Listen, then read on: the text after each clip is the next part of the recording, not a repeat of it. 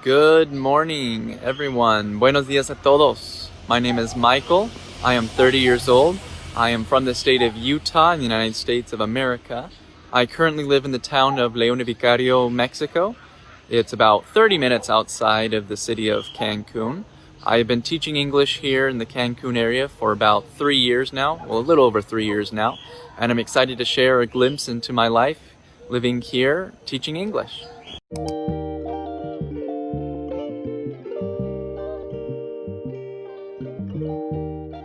So as you can see here, I am just starting my day. I don't start teaching English until around 3 o'clock in the afternoon. So until then, I'm excited to show you around the town and a little bit of my daily life. Until then, go ahead and hit me with some questions so that I can go ahead and start answering any questions or doubts you might have.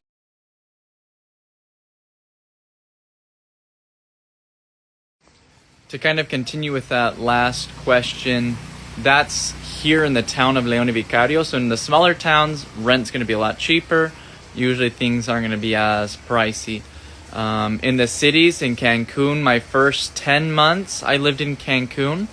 And to be in kind of a nice part of the city where I'm close to, a mall, Walmart, kind of big supermarkets, kind of a central area that's definitely safer. I was paying up to 9,500 pesos a month for a studio apartment. That apartment did come with everything included, so I didn't have to worry about internet, water, gas, electricity, or anything like that. So it'll just kind of depend. In the smaller towns, you'll definitely have a lower cost of life. In the cities, it'll definitely go up higher. With job searching, I spent a summer in the States looking for some jobs. Didn't have a lot of success there. I later found out that a lot of the job postings are in August to October. So I decided to come on a tourist visa with some money that I had saved up. I did some job searching here in Mexico, ran into someone who's looking to open up an English school in the town where I currently live.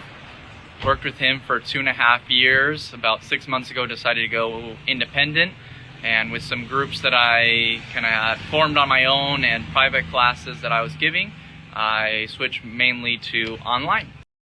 A bit more of my background: I'm a 2020 IT alumni. I was already pretty fluent in Spanish before I moved here, so that made my transition a lot easier. It helped me to be able to involve myself more in the community, get a greater love for the culture, for the language, for the food, for everything around here. While I've been living here, I've been learning a little bit of Mayan, since there's quite a few Mayan speakers here in the Yucatan Peninsula. I also have been learning Japanese, so maybe I'll go to Japan. I've always wanted to be kind of trilingual. And just all these experiences really helped me to want to teach English. I really love languages. It helps me to have more opportunities, be able to explore more and enjoy more of the world. So I've been trying really hard to help my students gain that love as well, to be able to have those experiences, to be able to get better opportunities and really help them to broaden their horizon. So great question. You'll definitely be making a livable wage. From what I understand, average household income per day is like 200 pesos. As an English teacher, you'll be doing very well. I charge fairly low for the most part to try to keep things affordable and accessible for more people. And I'm making around 12,600, which definitely covers my living costs and leaves a little bit extra for some adventures, moments to go out and explore, especially with a two-income household. We definitely get lots of opportunities to go and have different types of places to visit. So if you're, working with a school that's giving you a higher income, around like 20,000 pesos, depending on your living costs, you'll be doing fairly well. And if you're a digital nomad working online, making dollars but spending in pesos, even more so. So in my morning, after doing a bit of some chores around the house, eating breakfast, I usually go and start preparing my classes for my day. I really like using this site called Test English. They've got lots of great resources. So here with one of my groups, I'm going to talk about comparative adjectives. Kind of helps give me a refresher on the grammar behind it. They have lots of vocabulary topic as well, and it comes with exercises, so if I need some extra activities to do, I've got an opportunity to practice with them as well. So, nice little tip if you're looking to teach English. This website, Test English, great. They also have practice exams, and it is divided upon like A1, A2, the different types of English certification levels. So, honestly, a great resource, highly recommend. Would you recommend getting both online and in-person courses to secure a job in Mexico?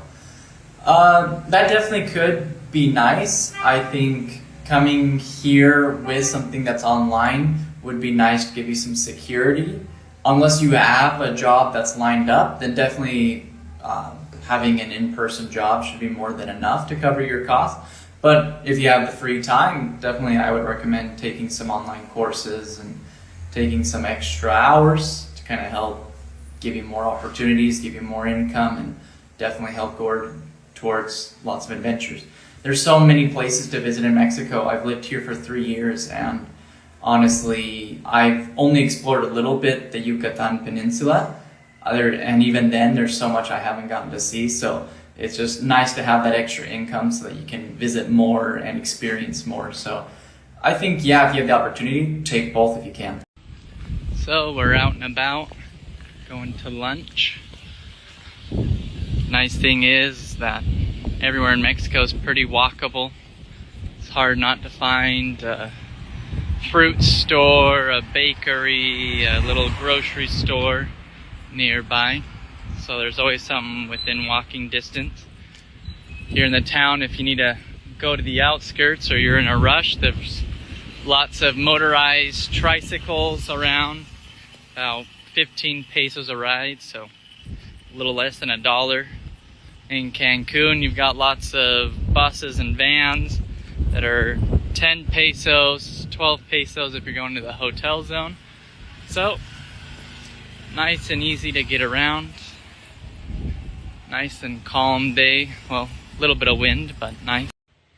Alright, I just got done with one of my private classes. Right now I'll have an hour before I start my big group of classes, so I decided I'll kind of go over my pros and cons that I've seen about teaching in Mexico. Remember, this is all my experience. Everyone else might have different experiences, and by all means, most of the pros heavily outweigh the cons. If it wasn't for that, I wouldn't be here, wouldn't have stayed here for 3 years.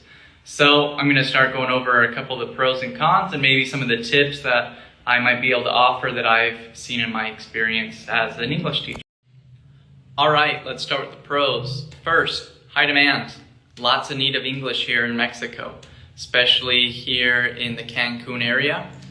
People here that know English will be able to earn up to 3 times more. We're Mexico's neighbors with the USA. Lots of foreign tourists, and honestly just a high demand for English speakers all throughout different areas, especially touristy areas. Number 2, healthier lifestyle. Super easy to find fresh ingredients, fresh fruit, fresh vegetables, whatever it is. It's always super accessible. All the restaurants have, non-processed foods. On that side, sometimes you have to be careful. A lot of consumption of Coca-Cola and soda products. Sometimes food is very greasy, but outside of that, honestly, the food is way healthier than what I was consuming back in the States. All right, continuing on with the pros, an amazing culture. It's super deep-rooted, very diverse.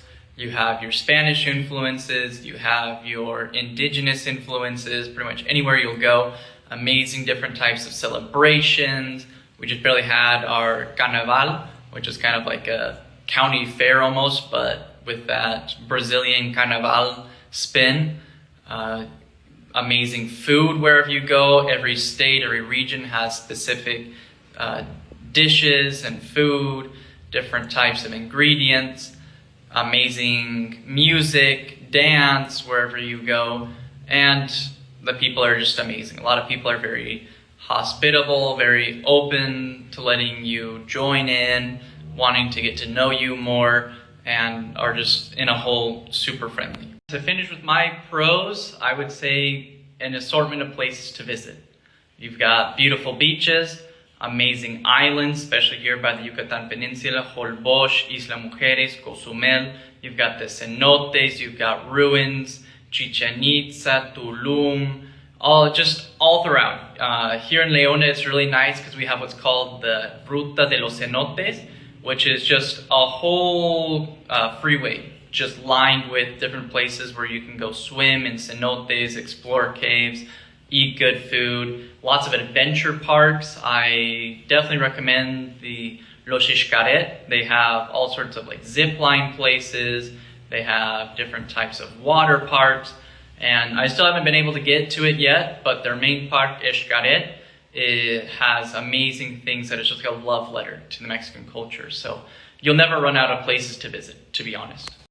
All right, moving on to my cons. As I mentioned before, don't let these cons outweigh the pros, because honestly, the pros are very good.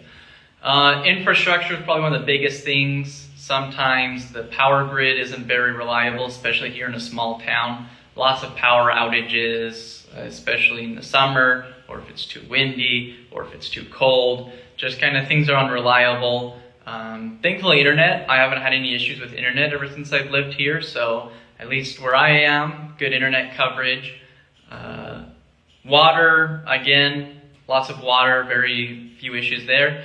I know Cancun definitely has a lot of flooding issues because they are sea level, so when it rains a lot, lots of flooding in the streets.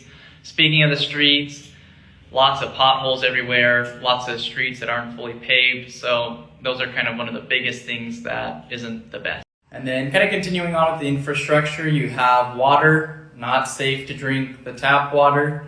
I know some people recommend that you don't brush your teeth with it. I haven't really had an issue there. So, I mean, that might just kind of depend on where you are. But the nice thing with the water thing, it's super easy to get purified water. There's water houses all over the place where you can refill your giant jugs of water, or all the little stores, supermarkets, convenience stores will have refills that you can use. With that, there is also danger. It's not really that bad, especially if you're a foreigner. You're almost never going to really see anything. It's more just kind of like in any major city. You go to a major city, don't go to the sketchy parts. You're not in the sketchy parts of Mexico, you're fine. Especially as a foreigner, you're not going to have anything really come your way in terms of safety issues, at least in my experience. And to finish off my cons, this is kind of more specifically to the Yucatan Peninsula.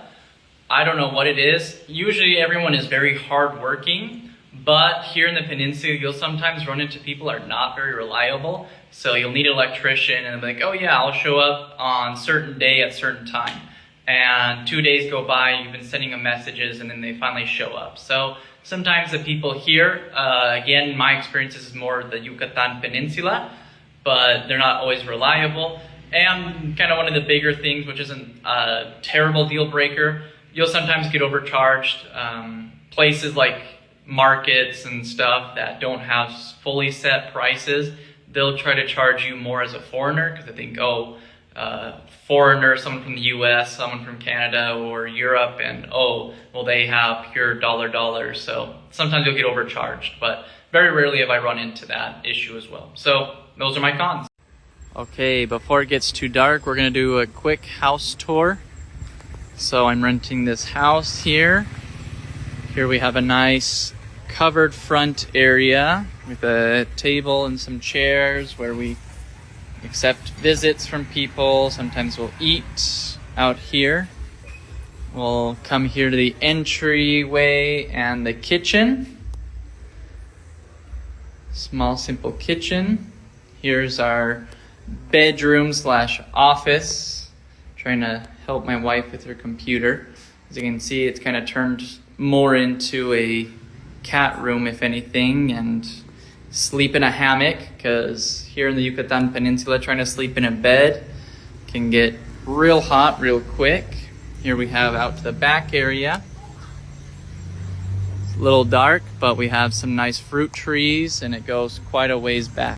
I would show the other room, but it's kind of more of just a big walk-in closet. It's just where we have our furniture with all of our clothes. And my wife's in there doing her skincare routine, so best not to interrupt her. But that's also where our bathroom is, in the other room. So we've got, honestly, quite a bit of space. A lot of places where maybe you'll be renting our apartments and rooms, but getting a house like this has been a real steal for us, especially at the price of 3,500 pesos. So very comfortable living, a bit smaller than maybe people from the United States, Canada, different countries in Europe might be used to, but honestly it's comfortable for me. Okay, as we say, ya estuvo. Hopefully you enjoyed following me along a bit in my day today. Hopefully you were able to get a little bit of information to help you make that final step and keep moving forward. We wish you the best of luck. Keep working hard and make sure to do all that you can to achieve your goals. Honestly, teaching English has been one of the most satisfying jobs I've had my whole life, and I really have come to love it. If you want to follow along for some more little pieces of my life here and the different adventures I've had, the different kind of ways I've involved myself in the community, I will link my socials. Bye. Adios.